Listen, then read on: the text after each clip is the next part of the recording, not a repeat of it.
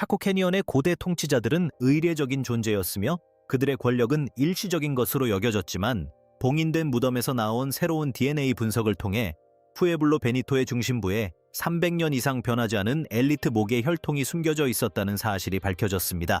이 발견은 미국 남서부 지역의 지도력에 대한 우리의 기존 지식을 뒤집었을 뿐만 아니라 고고학자들이 초기 미국의 세습 권력, 이주, 사회 계층에 대한 모든 가정을 재고하게 만들었습니다.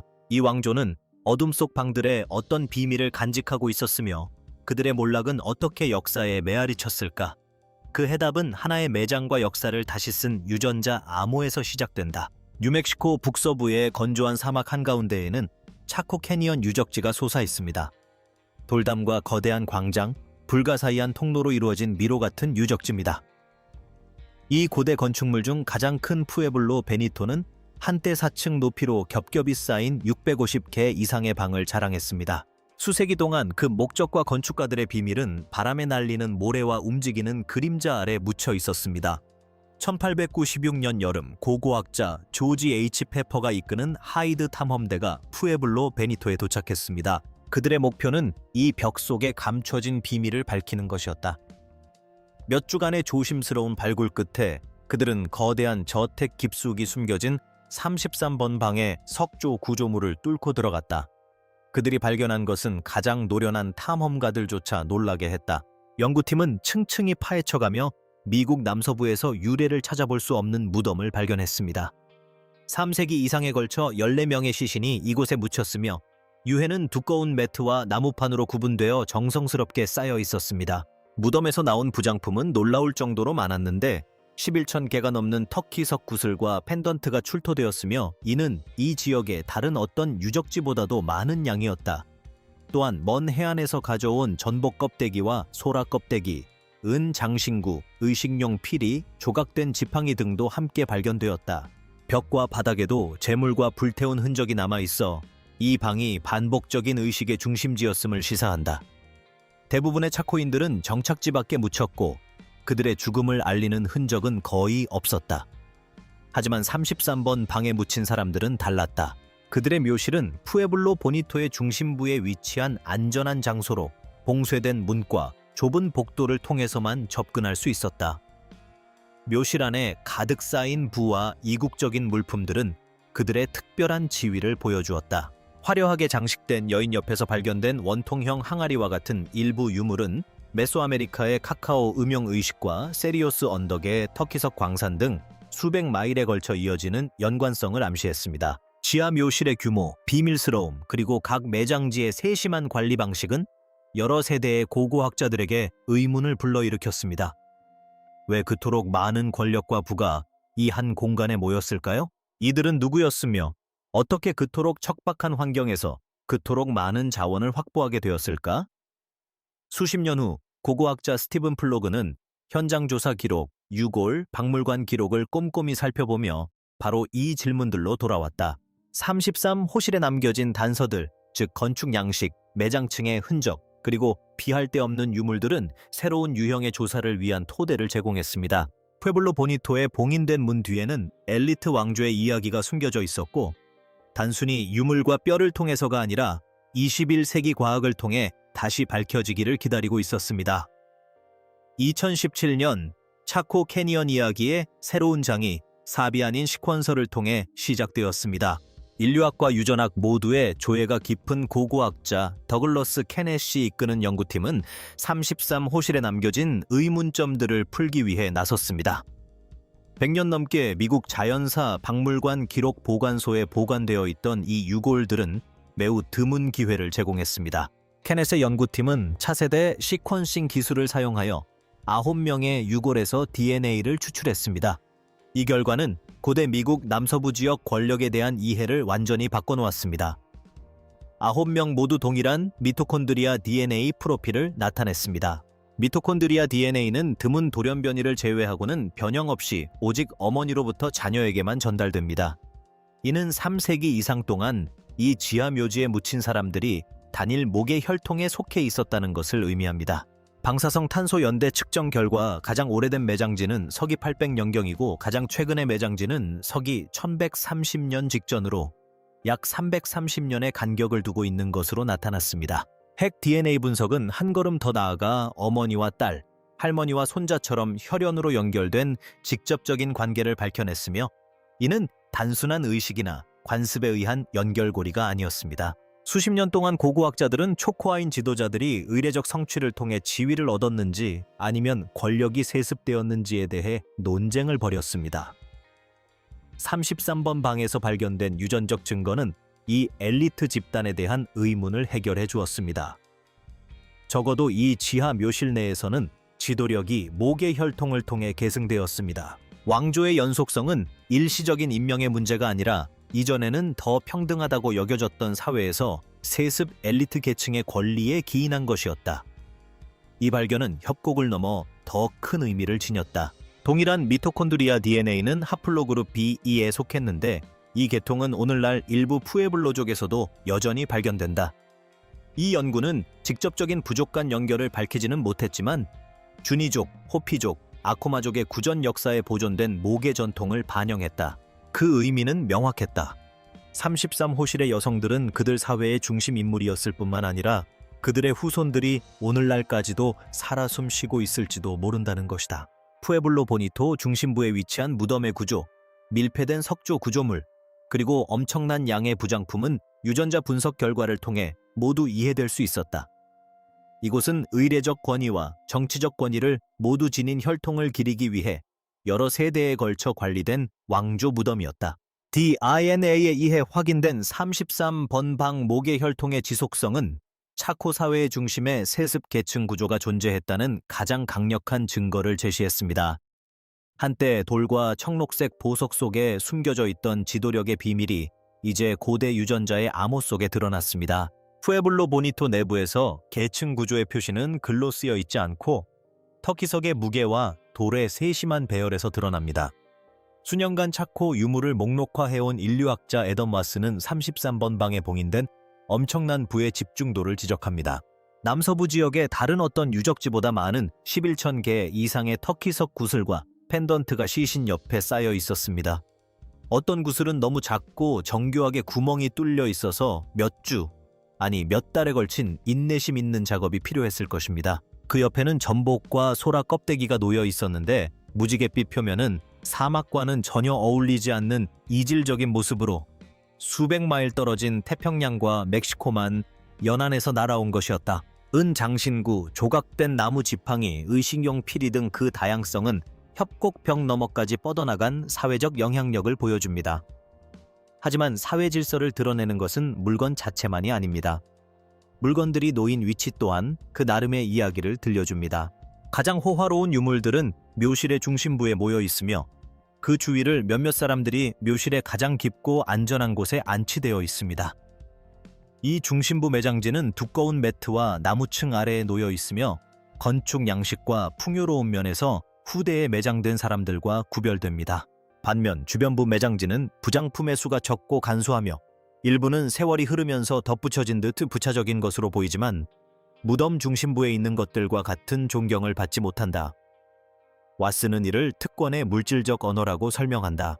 33호실 중심부에 묻힌다는 것은 탁월한 지위를 가진 가문의 일원이 된다는 것을 의미했으며 노동력뿐만 아니라 먼 땅에서 들어오는 희귀 물품의 흐름을 좌우할 수 있는 권력을 가진 집단에 속한다는 것을 뜻했습니다. 주로 300km 떨어진 곳에서 채굴되는 터키성만 해도 이 지역의 다른 곳에서는 찾아볼 수 없는 규모의 조직적인 채굴과 운송이 필요했을 것입니다.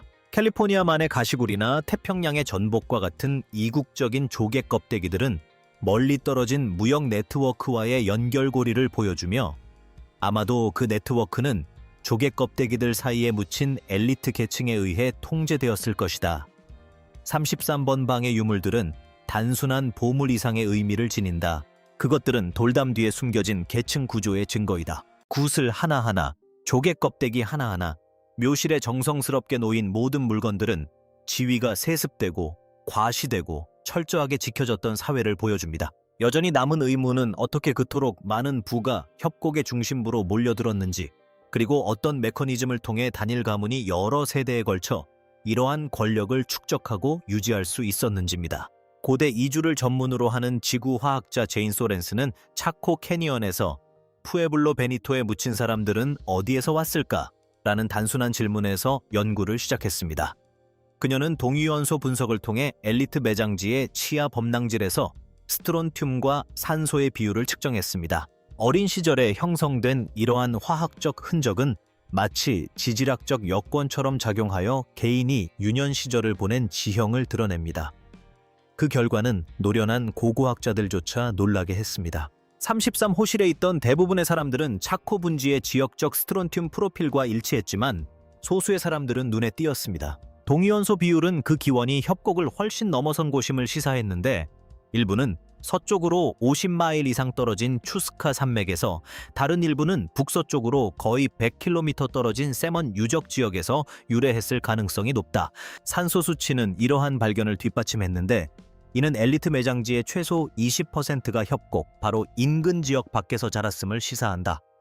이 외부인들은 일반적인 이주민이 아니었다. 희귀한 유물과 의례용품으로 둘러싸인 지하 묘실에 안치된 것으로 보아 그들은 차코 사회의 최고위층에 속한 사람들이었음을 알 수 있다. 사람들의 이동은 물건들의 흐름을 그대로 반영했다. 도자기 항아리 안쪽에는 카카오 찌꺼기가 남아 있었는데 이는 중앙아메리카 열대 우림에서만 자라는 카카오 콩으로 만든 음료의 흔적이었다. 불처럼 밝은 붉은 마코 앵무새 깃털은 남쪽으로 수백 마일 떨어진 습한 정글에서 온 것이었다. 죽은 시체와 함께 묻힌 껍데기들, 캘리포니아 만의 가시굴, 태평양의 전복, 멕시코 만 연안의 소라조차도 차코의 사막 한가운데에 도착하기까지 엄청난 거리를 이동했습니다. 이러한 네트워크는 단순한 교환 이상의 것을 필요로 했습니다. 고고학자들은 협곡에서 사방으로 뻗어나가는 400km가 넘는 인공도로를 지도화했는데 일부는 폭이 30m에 달하고 화살처럼 곧게 뻗어 있다. 이 도로들은 외곽의 대저택, 광산지역, 그리고 멀리 떨어진 마을들을 연결하여 남서부 지역 전체에 걸쳐 뻗어 있는 네트워크 역할을 했습니다.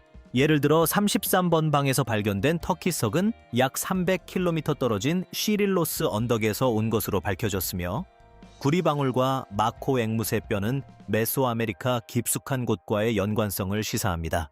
동위원소 분석과 교역품 연구를 통해 밝혀진 소렌슨의 연구는 대륙 크기의 영토에 걸쳐 자원과 사람들을 지배했던 사회의 모습을 드러냅니다. 차코 캐니언의 엘리트들은 단순히 권력을 세습받은 것이 아니었습니다. 그들은 수백 마일에 걸쳐 상품, 아이디어, 그리고 사람들의 이동을 조직적으로 조율함으로써 이를 유지했습니다. 이 광범위한 네트워크는 결국 그들이 통제할 수 없는 외부 세력에 의해 시험대에 오르게 되지만 수세기 동안 협곡의 지배자들을 먼 땅과 사람들을 연결하는 고리가 되었습니다. 차코 캐니언의 고대 목재에서 추출한 나이테 분석 결과 서기 1130년경부터 급격한 환경 악화가 시작된 것으로 나타났습니다. 3세기 이상 동안 이 협곡에서는 끊임없는 건설 활동이 이루어졌고 거대한 저택들이 들어서고 도로가 뻗어나가고 푸에블로 보니테는 새로운 방들이 증축되었습니다. 하지만 이 날짜 이후로 건축 활동은 중단되었습니다. 마지막 주요 목재들이 벌목되어 운반될 무렵 1000년 만에 최악의 가뭄이 이 지역을 덮쳤습니다. 거의 반세기 동안 간구량은 평년보다 훨씬 적어 옥수수 수확량이 줄어들었고 사람들의 일상생활을 지탱해주던 작은 샘과 가을들이 말라붙었습니다. 이러한 기후 위기는 차코 사람들의 유골에 뚜렷한 흔적을 남겼습니다. 말년의 유골에서는 치아 범랑질에 새겨진 줄무늬가 발견되는데 이는 어린 시절 영양실조의 증거입니다. 많은 두개골에서 다공성 병변이 나타나는데 이는 부실한 식단과 반복적인 질병으로 인한 빈혈의 징후입니다. 이전 세대의 건장한 체격조차도 더 작고 연약한 골격으로 바뀌었는데 이는 장기간의 기아와 고난을 암시합니다. 33번 방에서는 엘리트 매장의 연속이 가뭄이 시작되는 시점에 갑자기 끝나며 서기 1130년 이후로는 새로운 매장이 이루어지지 않았습니다. 수세기 동안 권력을 쥐고 있던 모계 사회는 고고학적 기록에서 사라졌다. 협곡 밖에서는 스트레스의 징후가 더욱 두드러졌다. 외곽에 거대한 저택을 짓는 작업은 속도가 느려지다가 완전히 중단되었다. 한때 토양층에 풍부했던 옥수수 꽃가루는 드물어졌다. 차코의 물자와 사람들을 보냈던 공동체들은 더 안정적인 물을 찾아 흩어지거나 멀리 떨어진 계곡에 있는 친척들과 합류하기 시작했습니다. 터키석 조개 껍질과 의뢰 용품을 협곡으로 실어 나르던 거대한 네트워크는 생존이 의식과 과시보다 우선시되면서 무너져 내렸습니다. 12세기 말에 이르러 차코 캐니언의 웅장한 건축물들은 텅 비어 있었다. 그 종말은 정복이나 대재앙 때문이 아니라 가뭄과 기근이라는 서서히 진행된 압력 때문이었다. 혈통과 풍요로움으로 권력을 유지해 온 세습 엘리트는 기후 변화의 순환을 견뎌낼 수 없었다. 그들의 소멸은 한 시대의 종말이자 새로운 시대의 시작을 알리는 신호이며 새로운 공동체와 전통이 미국 남서부 전역에 뿌리를 내렸다. 마리아 산체스는 차코 협곡 가장자리에 서 있고 그녀의 말은 한때 푸에블로 베니토를 휩쓸었던 바로 그 바람에 실려 전해진다. 그녀에게 33호실 이야기는 아득한 미스터리가 아니라 현재와 과거를 잇는 살아있는 실과 같다.